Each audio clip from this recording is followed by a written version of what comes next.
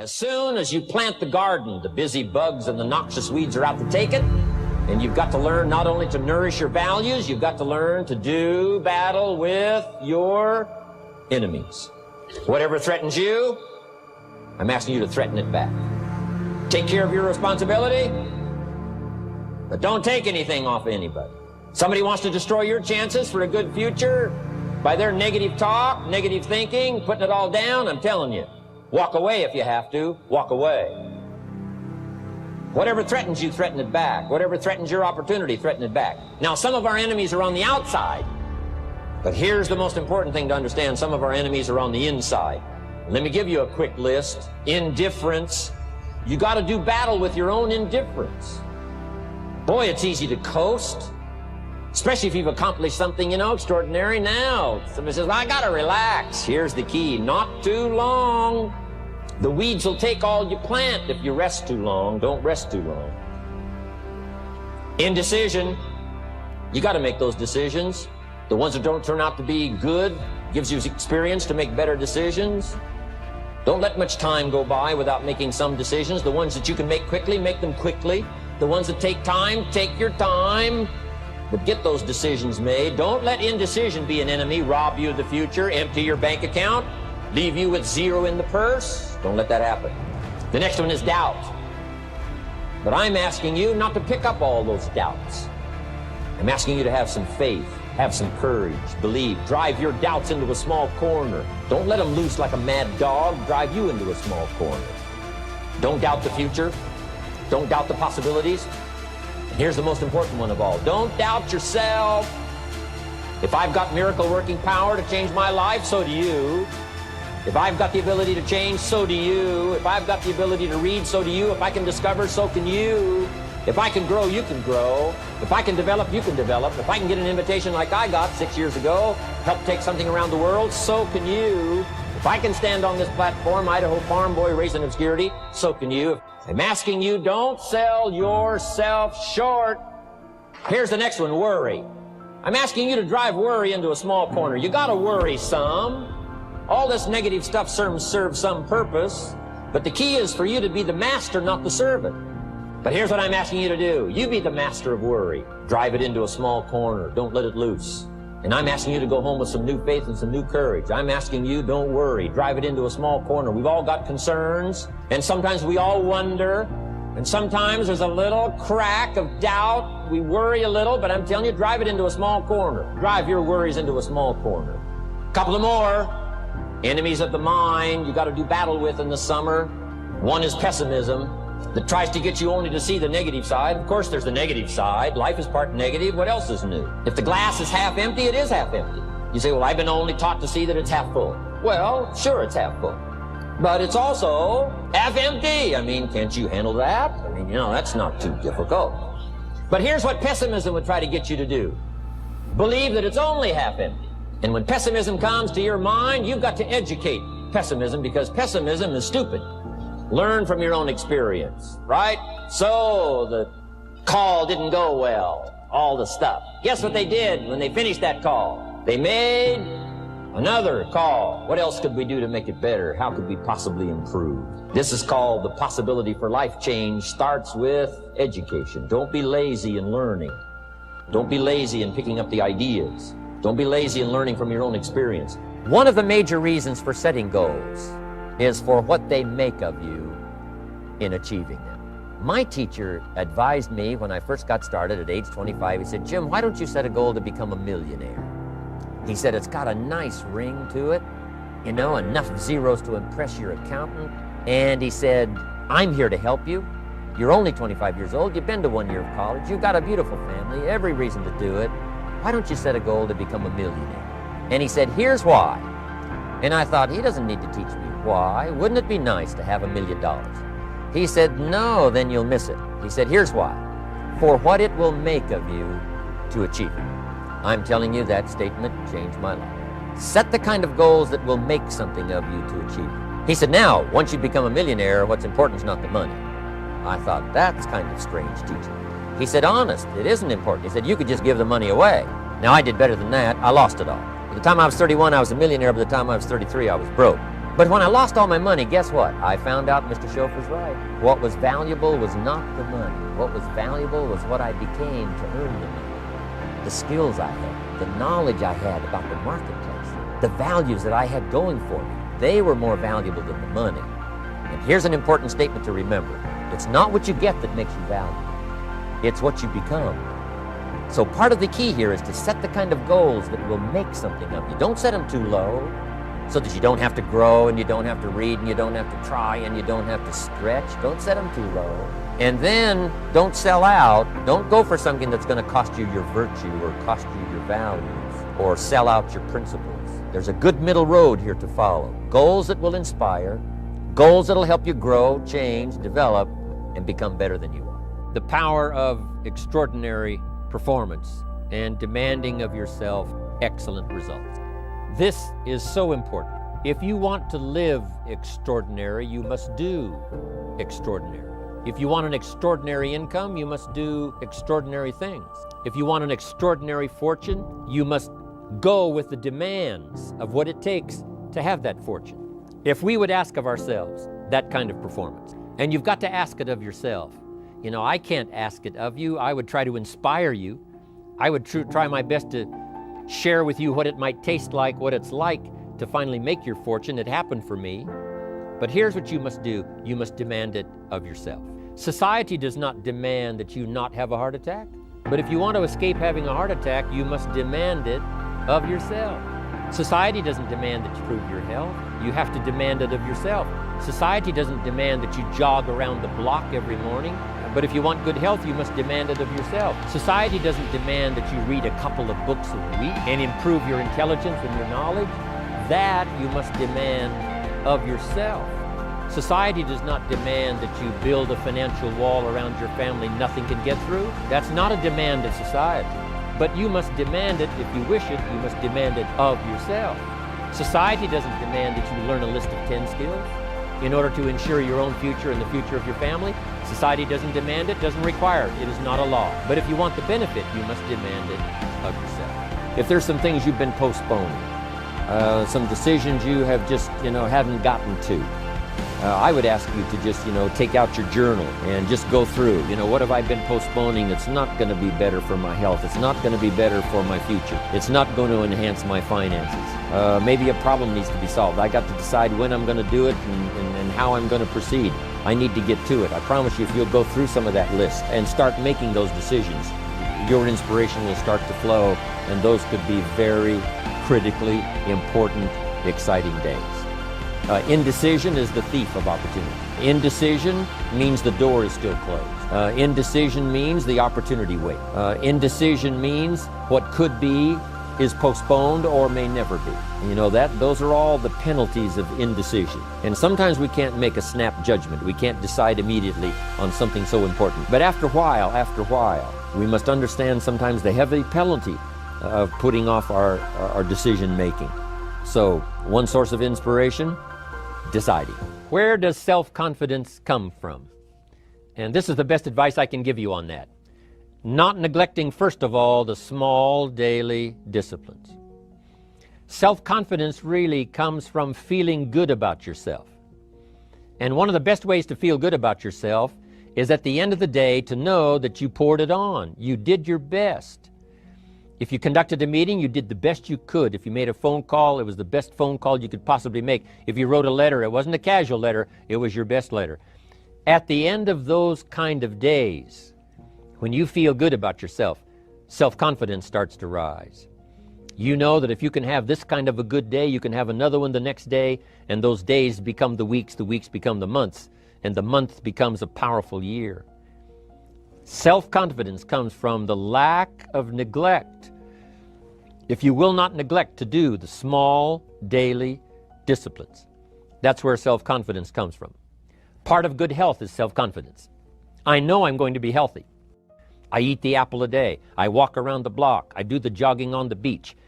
At the end of the day, when you've really poured it on and you've done all the stuff, self-confidence grows. That self-confidence affects your health, it affects your future, it affects your psyche. So this is true. One of the great powers is self-confidence. Self-confidence means willingness to do whatever it takes to achieve. Some people say, well, I'll do it for a little while and see what happens.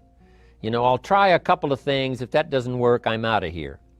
And all of us know that that kind of person doesn't have much of a future. But if you're willing to do whatever it takes, if I have to learn a couple of things, I will learn those things. If I got to learn 5 or 6 things, I'll learn all 6. If I have to take an extra class, I'll take an extra class. If I've got to read the books, I'll read the books. If I have to consult with people who know more than I know, I will do the necessary consulting. Whatever it takes, I will do. That starts to develop unbelievable self-confidence. Self-confidence also comes from the ability to rise above your circumstances, to rise above what happens, the petty little things, the discouraging things that would sink everyone else's ship except yours, that would cause someone else to quit early in the day, but you keep going. That kind of willingness to overcome all circumstances, whether it's the little challenges or the big challenges. If you're willing to do that, I promise you, this kind of power will work for you, and in you, the variable, it'll make a difference. Somebody once said, if you took all the money in the world, divided it up equally among everybody, it would soon all be back in the same pockets. Incredible. Success is something you attract, not something you pursue. Success is looking for a good place to stay. So instead of going after it, you work on yourself. Personal development. See, the major question to ask on the job is not what are you getting. The major question to ask on the job is what are you becoming? See, the big question is not what am I getting paid here. The big question is what am I becoming here?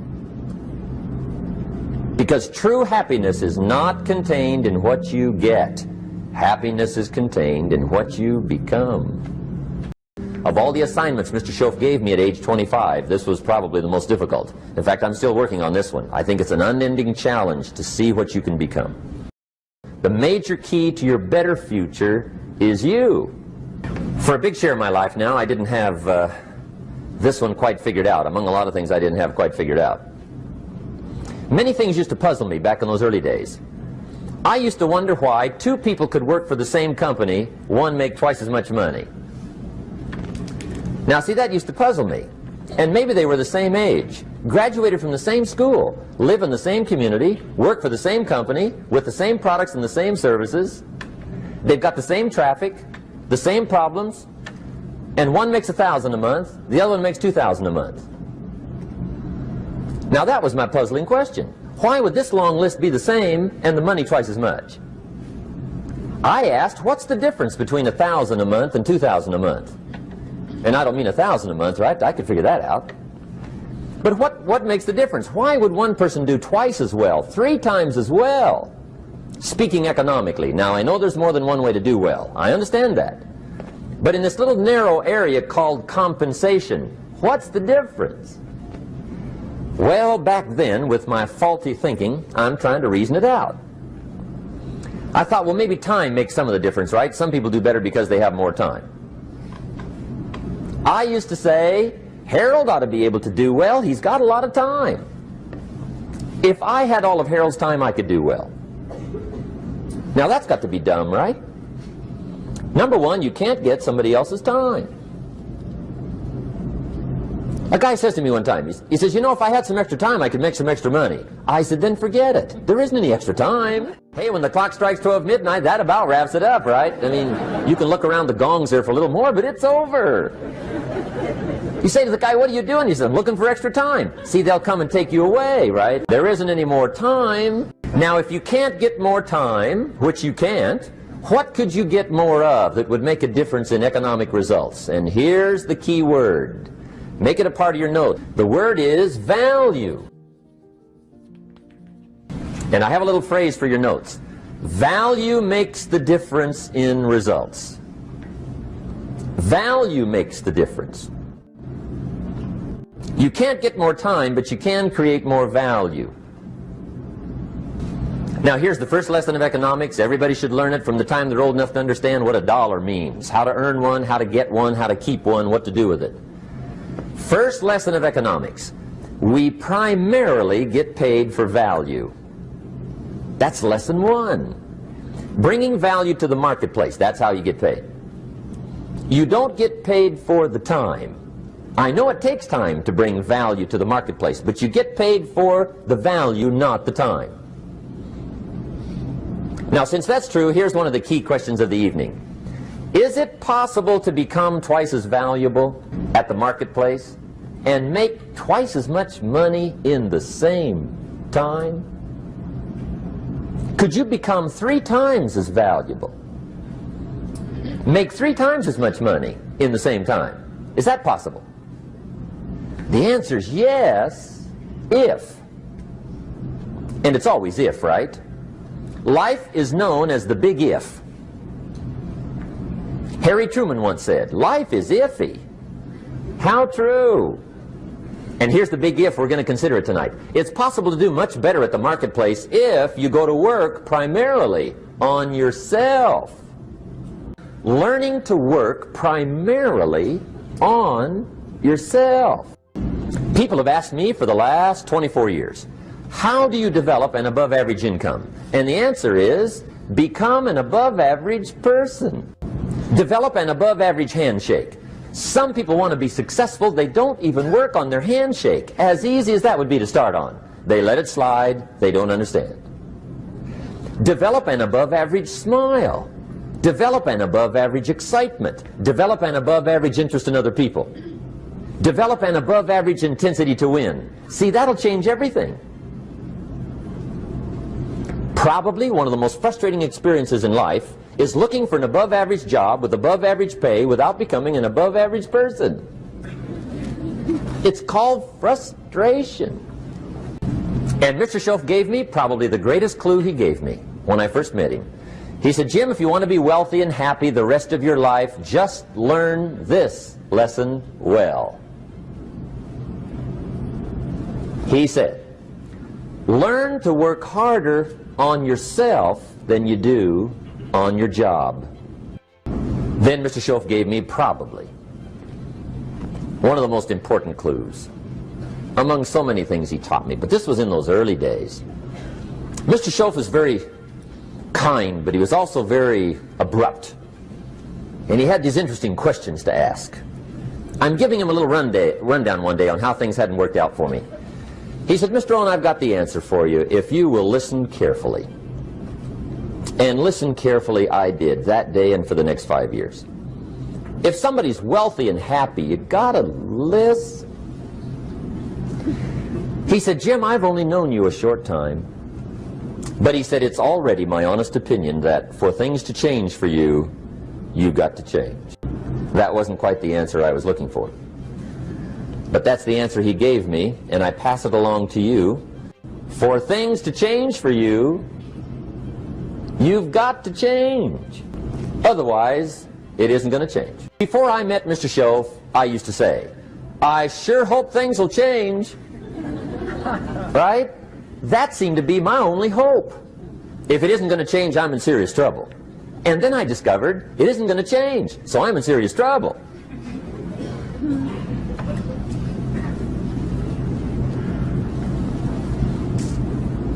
See, I can tell you what the 80s are going to be like. You have dropped into the right place.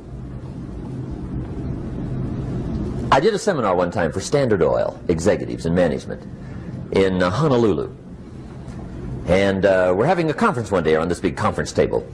And one of them said to me, Mr. Rohn, you know some fairly important people halfway around the world. What do you think the 80s are going to be like? I said, gentlemen, I do know the right people. I can tell you. So they all listened very carefully. And I said, gentlemen, based on my wide experience, I can really honestly say to you, in my opinion, in the 80s, it's going to be about like it's always been. Aren't you glad you came? That's inside. I don't pass that around just everywhere. Now, of course, I said that to make a point, but I also said it because it's accurate. It's going to be about like it's always been. It isn't going to change. The tide comes in and then what? It goes out. For 6,500 years that we know of, recorded history, and probably long before that. So it is not going to change. It gets light, and then what? It turns dark. 6,500 years. See, it's not likely to change. And we're not to be startled by that. If the sun goes down, the guy says, "What's happened? What's happened?" It means he hasn't been here long, I guess, right? It always goes down about this time. The guy says, "Well, I don't like that arrangement." Well, you got to talk to somebody besides me, right? It gets light, then it turns dark. In rotation, the next season after fall is what? Winter. Pray tell, how often does winter follow fall? Every year regularly for the last 6,500 that we know of. See, it is not going to change.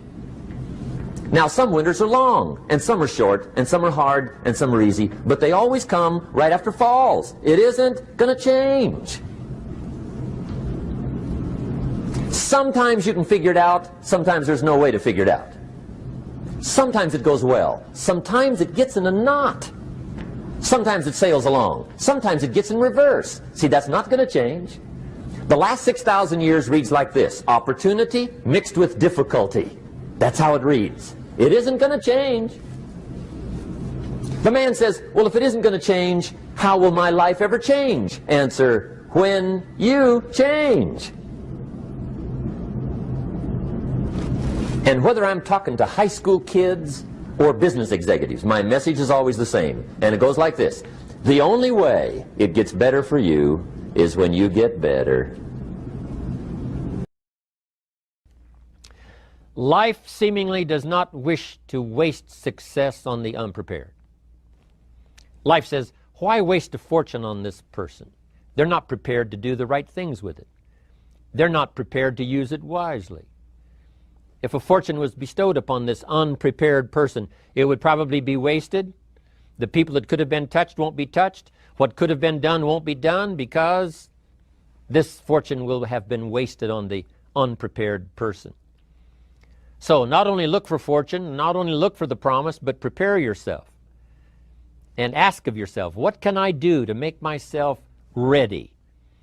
Because remember, life was designed not to give us what we want, not to give us what we need, but life was designed to give us what we deserve. Every value in life must be paid for, and those that pay are the ones that get it. It says those that give receive. Someone says, "I wish to receive, I wish to receive." You don't have to concentrate on receiving.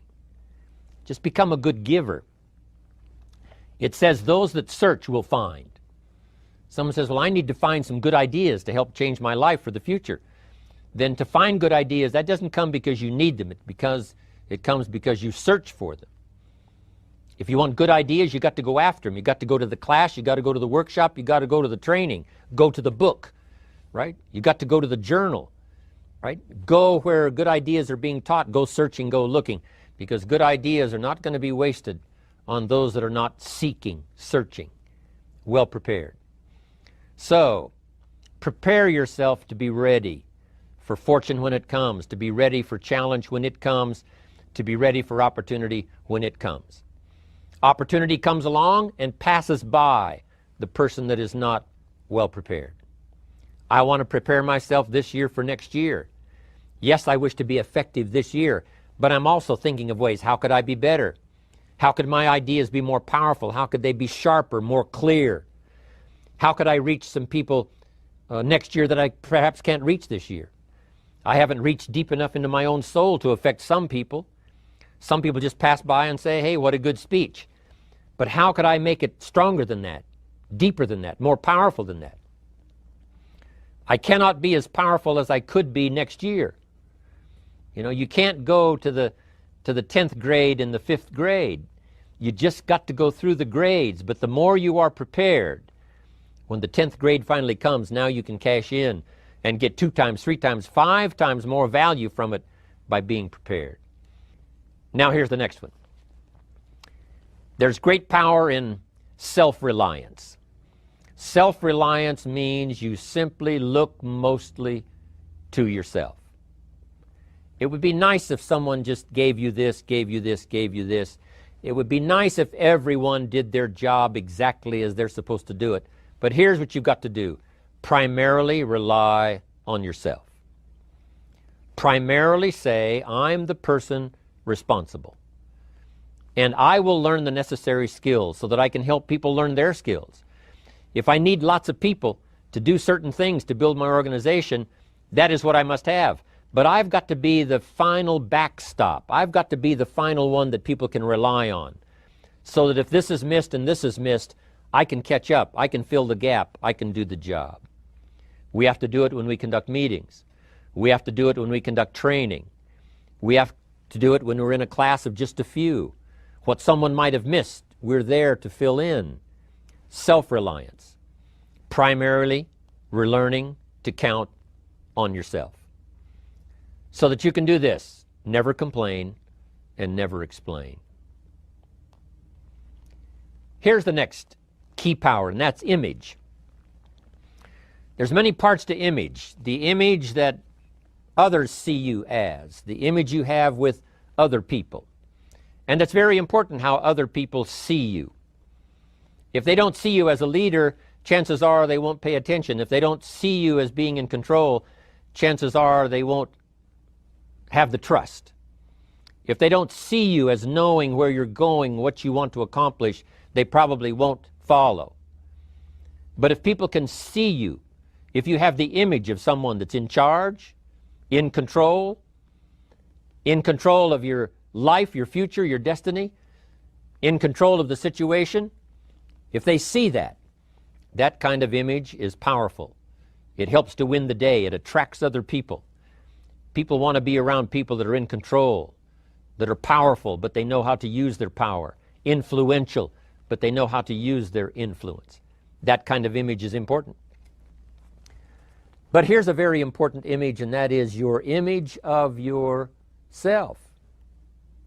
The way you dress, the way you talk, the way you think, your capacity for learning, all of that is an important image that you have of yourself.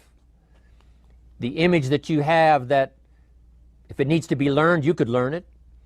If there's a book that needs to be mastered, you could master it. If there's a skill that needs to be learned, why couldn't you get busy now and learn that skill? That kind of self-image, that I am continually trying my best to be the best I can. Because one of the most important places you have to look is into the future, yes. You got to look into the past, yes. You've got to look around, yes. But one of the most important places you have to look is in the mirror. You know, how I appear to other people, that's important. But how I appear to myself is the ultimate importance. That kind of image, to where you'll develop the self-confidence, you'll develop the self-reliance. Now here's another one. The next word is character. Becoming a person of high values, a person of principles, a person of honesty, a person that earns respect. That kind of character. So this is important to develop the character within yourself, that people see you as honest, as fair, willing to do the right thing, willing to be helpful, but always willing to walk the center line, not to pass the line. Now here's another one. It's called self-discipline. Self-discipline, all of us have a challenge with that. Because sometimes it's easy, and especially if you're working hard, doing the best you can, it's easy sometimes to let up and let it go. Philosophy, as I taught the last time I was here, philosophy, in my personal opinion, is the major determining factor in how your life works out. Philosophy, the major determining factor in how your life works out. Philosophy. To form our philosophy, you got to think, you got to use your mind, you got to process ideas.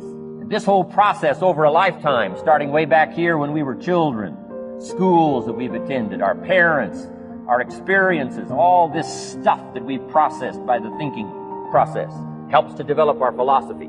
And in my opinion, each person's personal philosophy is the major factor in how your life works out. Here's what's exciting about each person's personal philosophy. That's what makes us different than dogs and animals, and birds, and cats, and spiders, and alligators. That's what makes us different than all of the life forms. The ability to think, the ability to use your mind, the ability to process ideas, and not just operate by instinct. In the winter, I'm telling you, the goose can only fly south. What if south doesn't look too good? Tough luck. It can only fly south. But see, human beings are not like a goose. It can only fly south. I mean, you can turn around, go north, you can go east, you can go west, you can order the entire process of your own life. And we do that by the way we think. We do that by exercising our mind. We do that by processing ideas and come up with a better philosophy, a better strategy for our life, goals for the future, okay? Plans to achieve those goals. All this comes from developing our philosophy. Philosophy helps us to process what's available. Well, when we get here, we got seed, and we got soil, and we got some rain, and we've got some what? Sunshine, and we've got some seasons, and what? The miracle of life. Now, the key is, what do you do with all this stuff? How do you turn all this stuff that's available here into equity and promise and lifestyle and dreams and future possibilities? All of this that's possible now with human beings, how do you take all this stuff and turn it into this equities and values? Well, it starts with philosophy. What is the seed? What is the soil? What is the sunshine? What is the rain? Is it possible to take some of each of all the stuff that's available and turn it into food and turn it into value and turn it into nourishment, turn it into something spectacular and unique that no other life form can do? And the answer is yes. But you cannot deal with all this stuff and what to do with it unless you start refining your philosophy. Think, use your mind, come up with ideas, and strengthen your philosophy. So the seed and the soil and the rain and the sunshine, this is called, the economy and the banks and the money and the schools and everything that's available out there, processing information, what to do with all that, and turn it into equity and value. That is the major challenge of life, my personal opinion. So each person's personal philosophy now is going to determine what you're going to do with seed and soil and sunshine and rain and miracle, the change of season. Activity. This is the work part, the labor part, taking action. The activity is the miracle working piece. Miracle being something we don't quite understand how it works. Doesn't mean it doesn't work. It means we just don't quite understand how it works. Miracles work. Turning wisdom from your philosophy and inspiration, strengthening of attitude, faith, courage, commitment, all this stuff that comes from attitude. If you're willing to take these two qualities, philosophy and attitude, and invest it into activity, you can have a miracle. Anything short of that, no miracle. Wisdom doesn't perform a miracle. Attitude doesn't perform a miracle. The only thing that performs a miracle of increase called equity is called putting wisdom and attitude into discipline, into labor. This labor now can perform a miracle. And here's the two parts to the labor. One, do what you can. Number two, do the best you can. Can't give you better advice than that. Number one, do what you can. You just got to go home and make a list after today. And here's the question to ask as you make this personal list. What am I not doing that would be easy to do, that could greatly change my health, my wealth? What am I not doing I'm neglecting that would be easy to do? Let's go home and answer that question personally. You don't have to put the answers on a public bulletin board. This is just all personal stuff.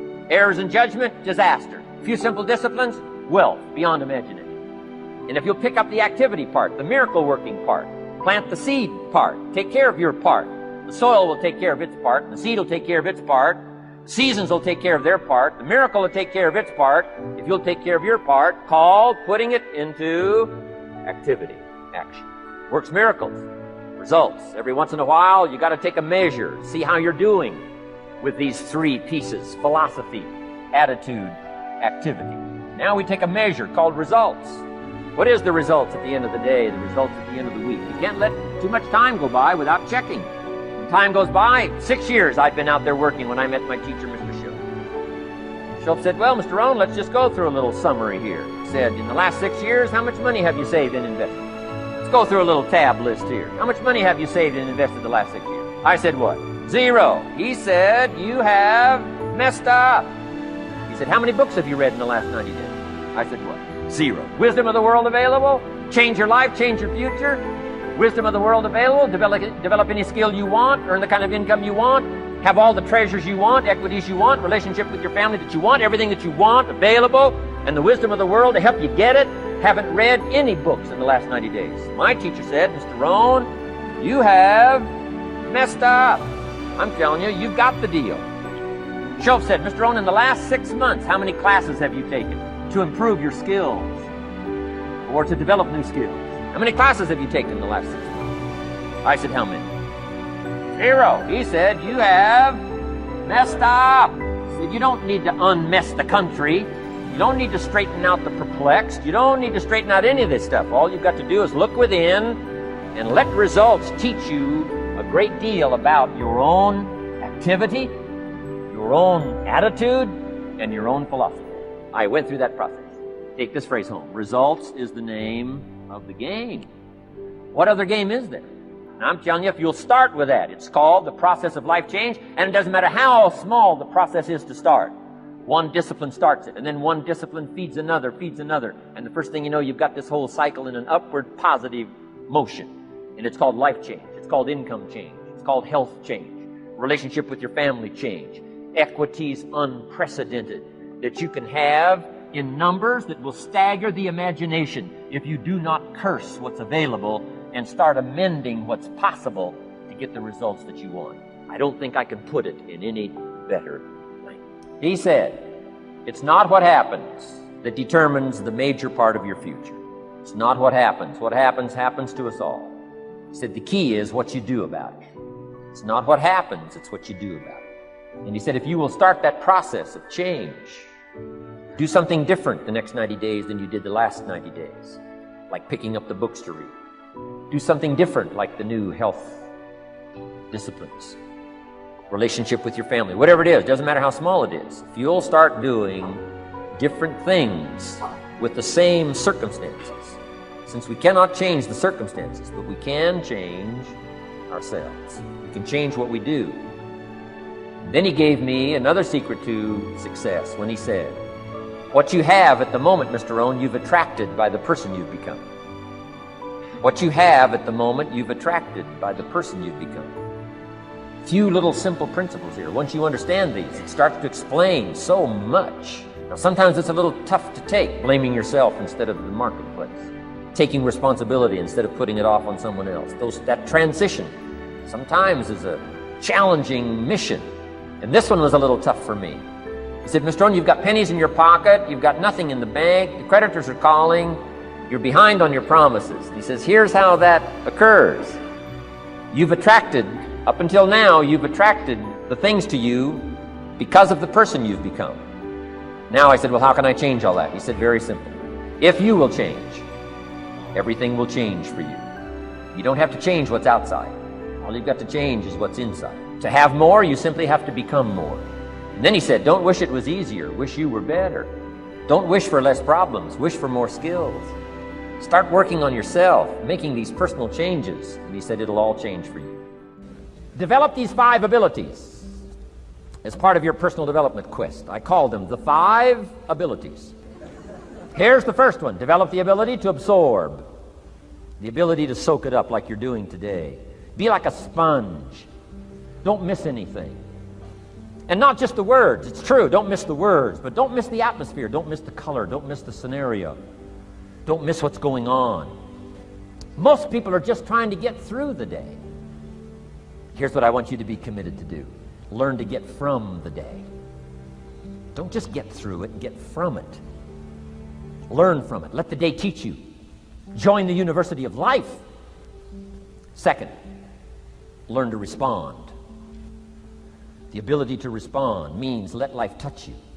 Don't let it kill you, but let it touch you. Let sad things make you sad. Let happy things make you happy. I'm telling you, give in to the emotion. Let the emotion strike you, not just the words, not just the image. Let the feeling strike you. Let the emotion strike you. Here's what's important. Our emotions need to be as educated as our intellect. Our emotions need to be educated as well as our intellect. It's important to know how to feel. It's important to know how to respond. It's important to let life in, let it touch you. We've covered the first 2 abilities in the personal development quest. One is the ability to absorb, don't miss anything, pay attention. Good watchword for the 90s, pay attention. Things are moving so fast these days, you got to pay attention, pick it up, soak up the colors, soak up the sounds, soak up what's going on. Second, respond. Let life touch you. Let the emotions affect you as well as the sights. Now here's the third ability. Develop the ability to reflect. Reflect means go back over. Study it again. Go back over these notes that you're taking today. Go back through the cassettes one more time. Read the text one more time. But there's more to it than that. Go back over your day. Take a few hours at the end of the week. Call time to reflect. Go back over your day timer. Go back over your calendar. Go back over your appointment book. Where did you go and who did you see and how did it feel and what went on? Capture that week. A week is a pretty good chunk of time. Next, take half a day at the end of the month. Call time to reflect. And do the same thing again. Go back over what you read. Go back over what you heard. Go back over what you saw. Go back over the feelings to capture it so that it serves you. Next, take a weekend at the end of the year to establish this year now firmly in your consciousness, firmly in your experience bank, so that you've got it, so that it never disappears. Good ability to acquire, the ability to reflect. Go back over. Remember. Remember. Remember. It's so valuable to be able to remember the thought, remember the idea, remember the experience, remember the occasion, remember the day, remember the weather, remember the emotion, remember the complexity, remember the highs, remember the lows. So valuable at the end of the day. Lock that day in. Lock the month in. Lock the week in. Lock the year in. Old Testament says a unique scenario unfolded according to the law, and that was they worked 9 years, and the 10th year was a sabbatical. The 10th year, work 9, take the 10th year, and not just to relax, not just to replenish, not maybe just to get physically in shape. Change of pace, we call it in the modern society, but not just for that. I'm sure that in ancient days, that sabbatical was to go over the last 9 years, what went right and what went wrong, and what worked well and what didn't work well. And how did you grow, and how did you learn, and how did you change, and what have you got now after 9 years that you didn't have at the beginning of the 9 years? See, that's so valuable, a sabbatical, some time. There's also something to be said for solitude when you reflect. Sometimes you can reflect with somebody. Husband and wife reflect on the past year, right? Parents reflect with their children on the past year. How did we do it, and how didn't we do it, and how could we improve? Colleagues can reflect with each other. But now here's one of the most important. You've got to learn to reflect with yourself. There's something to be said for solitude. There's something to be said for taking those occasions to shut out the world and shut out everything else for a while. Now here's why it's important to reflect. To make the past more valuable to serve you for the future. Here's what's really powerful, learning to gather up the past and invest it in the future. Gather up today and invest it in tomorrow. Gather up this week and invest it in the next week. Gather up this year and invest it in the next year. See, that's so powerful, rather than just hanging on one more year, hanging in there, seeing what's going to happen. Learn, study. This is part of the personal development quest, becoming better than you are, more valuable than you are, not just in terms of economics, in terms of motherhood, in terms of fatherhood, in terms of being a better brother, a better colleague, making a better contribution to the family, to society, to the community, to the church, to the office, to the commitment, to the partnership. Doesn't matter what it is that has value. Work on yourself, then you bring more value to the partnership, to the marriage, to the franchise, to the corporation, to the enterprise, to the community, to the nation. Self-development, personal development. The best contribution you can make to someone else is self-development, not self-sacrifice. Self-sacrifice only earns contempt. Self-development earns respect. Here's number 4, develop the ability to act. Take action. Not hasty if it isn't required, but don't lose much time. Here's the time to act. When the idea is hot and the emotion is strong. That's the time to act. You say, Mr. Rohn, I'd like to have a library like yours. See if you feel strong about that. What you got to do is get the first book and then get the second book. Before the feeling passes and before the idea gets dim, action pronto, action immediate, action as soon as possible. Because if you don't, here's what happens. We call it the law of diminishing intent. We intend to when the idea strikes us. We intend to when the emotion is high. But now if you don't translate that into action fairly soon, now the intent starts to diminish. And a month from now it's cold. A year from now, can't be found. So act. Set up a discipline when the emotions are high and the idea is strong and clear and powerful. That's the time to set up the discipline. Somebody talks about good health and you're stirred. Says, right, I need to get a book on nutrition. Get the book before the idea passes and before the emotion gets cold. Go for the book. Start the library. Start the process. Fall on the floor. Do some push-ups. Action. Got to take action. Otherwise, the wisdom is wasted. Otherwise, the emotion soon passes. Unless you put it into a disciplined activity. Capture it. Disciplines is called how to capture the emotion and how to capture the wisdom and translate it into equity. Disciplines. Now, here's the last ability. Develop the ability to share. Pass along to someone else. If you've picked up a good idea today, pass it along. Don't let it stay. Pass it along. A book, if you take one of these little books I've suggested home and it affects you, pass along. Say, hey, I found a book, really helped me. I found a book, got me thinking. I found a book, changed my health. I found a book, got me inspired. Pass it along, pass it along, pass it along. Here's what's exciting about sharing. If you share with 10 different people, they get to hear it once, you get to hear it 10 times. So it's probably going to do more for you than it is for them. But it's called what? Everybody wins. When somebody shares, everybody wins. Share your ideas, share your experiences, share your knowledge. You can have just as much pleasure as I do.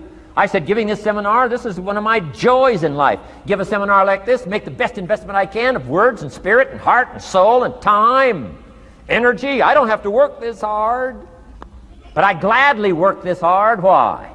I want the return. Your words touch my life. See, that's heavyweight stuff. You can't buy it with money. But I'm telling you, you can get the same thing started by recommending a book. Somebody will read that book, and then they'll read another one, and they'll read another one, and they'll come to you someday and say, you got me started. That book you recommended turned my lights on, turned my mind around, got me thinking, got me pondering, and I've been on track ever since. You can get just as much praise as I do if you'll share with your children, share with your colleagues, share with everybody that comes within your grasp.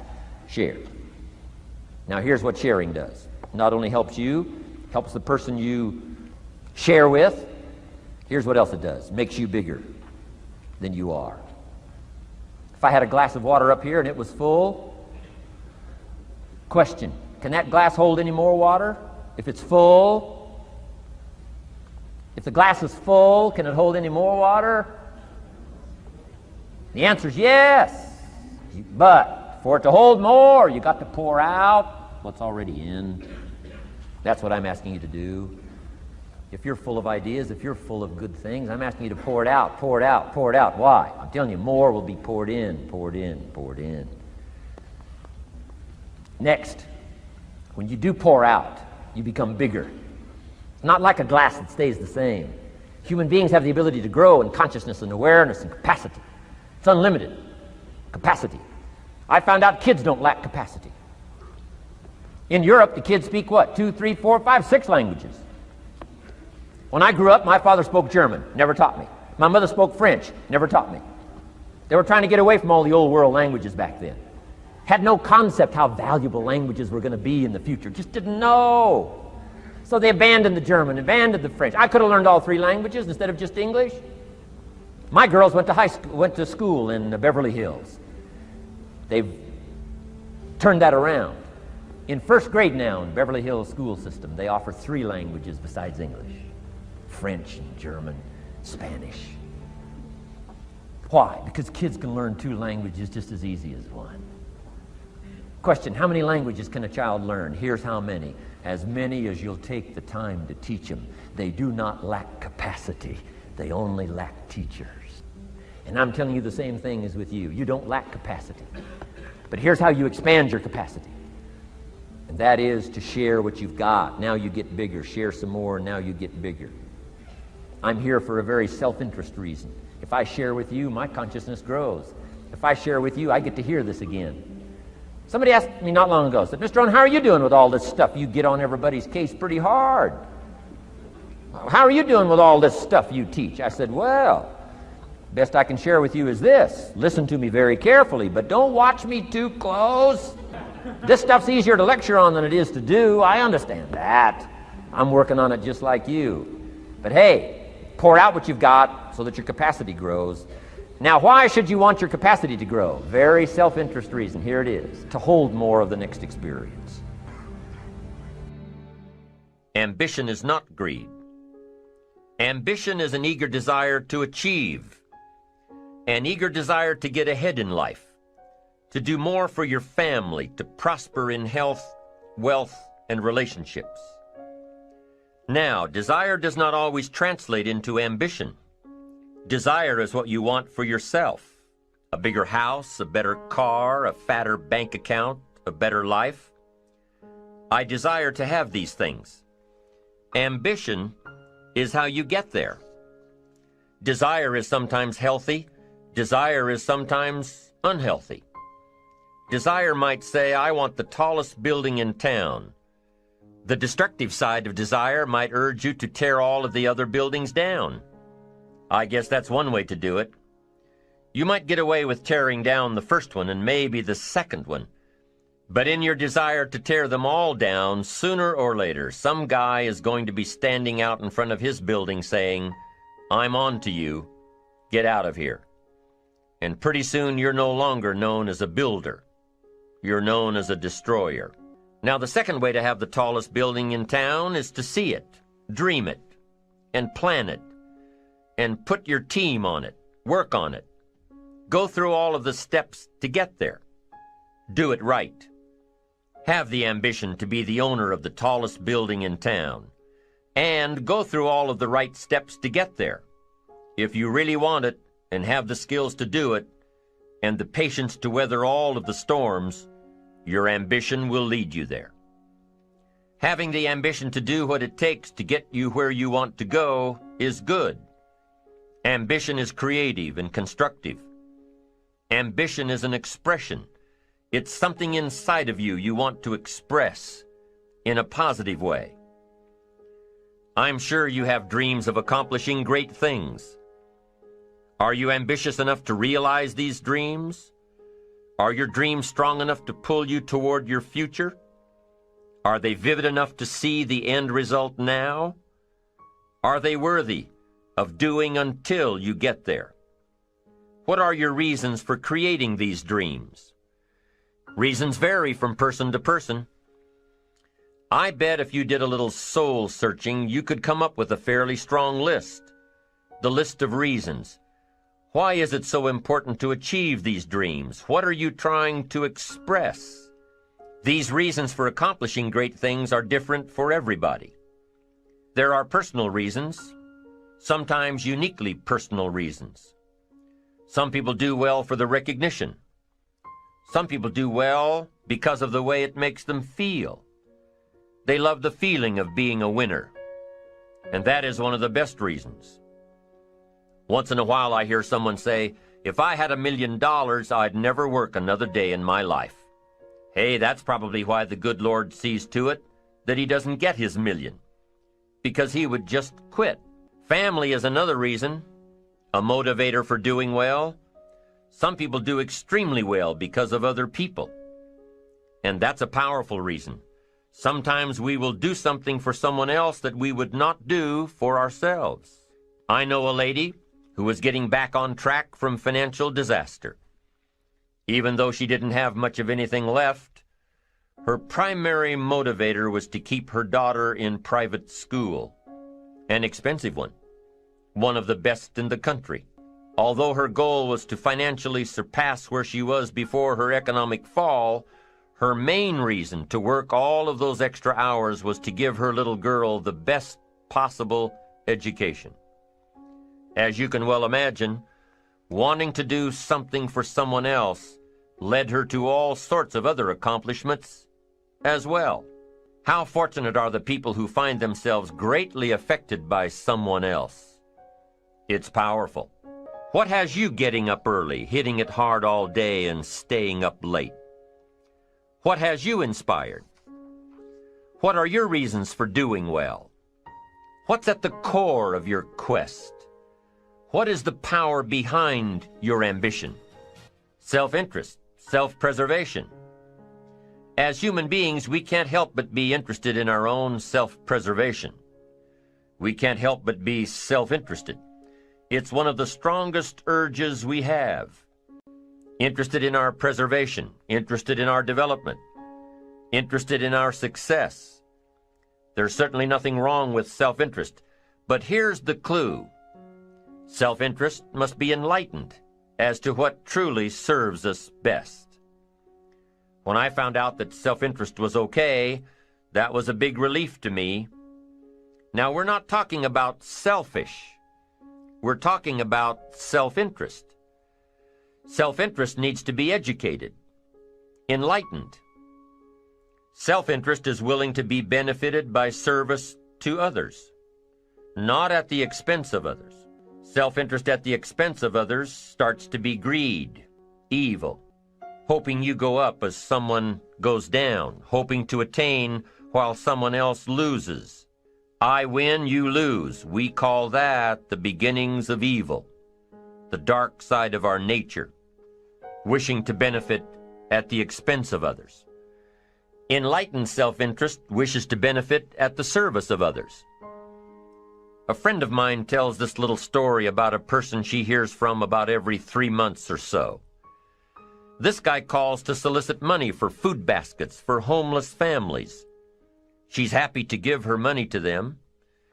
She was unfortunately homeless for a short period of time, and she knows the position these people are in.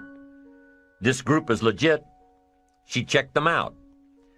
But after the second or third time this guy called, same guy, after the second or third time he called, she started talking to him about other stuff. Turns out this guy is broke, living in a hotel, looking for any construction job he can find.